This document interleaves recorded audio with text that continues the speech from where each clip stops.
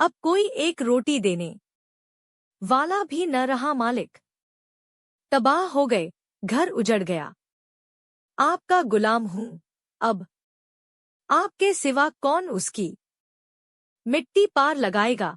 हमारे हाथ में तो जो कुछ था वह सब तो दवादारू में उठ गया।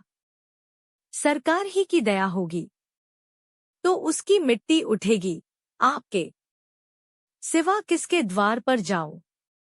जमींदार साहब दयालु थे, मगर घीसू पर दया करना, काले कंबल पर रंग चढ़ाना था।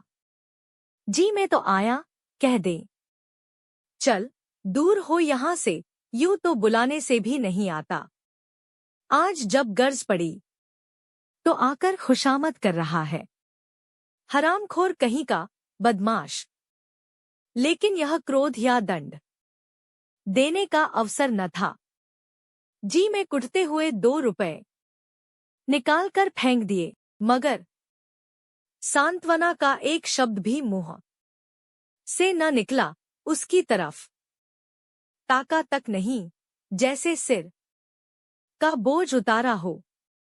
जब जमींदार साहब ने 2 रुपए दिए तो गांव के बनिए महाजनों को इनकार का साहस कैसे होता। घीसू जमींदार के नाम का ढिंडोरा भी पीटना खूब जानता था। किसी ने 2 आने दिए, किसी ने 4 आने। 1 घंटे में घीसू के पास 5 रुपए की अच्छी रकम जमा हो गई।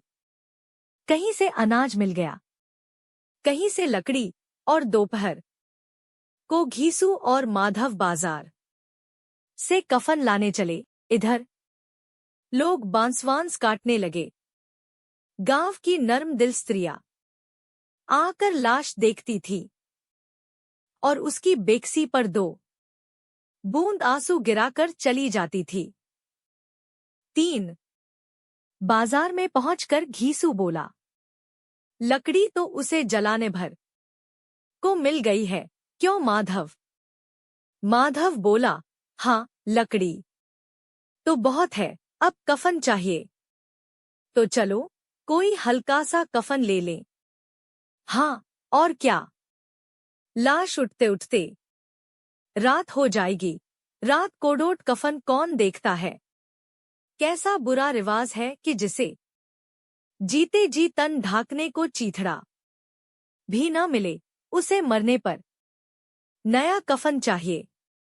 कफन लाश के साथ जल ही तो जाता है, और क्या रखा रहता है। यही 5 रुपए पहले मिलते तो कुछ दवादारू कर लेते। दोनों एक दूसरे के मन की बात ताड़ रहे थे। बाजार में इधर उधर घूमते रहे। कभी इस बाजार की दुकान पर गए, कभी उसकी दुकान पर। तरह तरह के कपड़े, रेशमी और सूती देखे, मगर कुछ जंचा नहीं।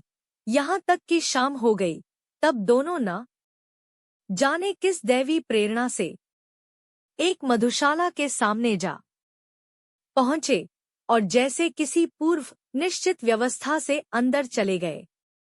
वहां जरा देर तक दोनों असमंजस में खड़े रहे। फिर घीसू ने गद्दी के सामने जाकर कहा, साहू जी, एक बोतल हमें भी देना। इसके बाद कुछ चिखौना आया, तली हुई मछली आई और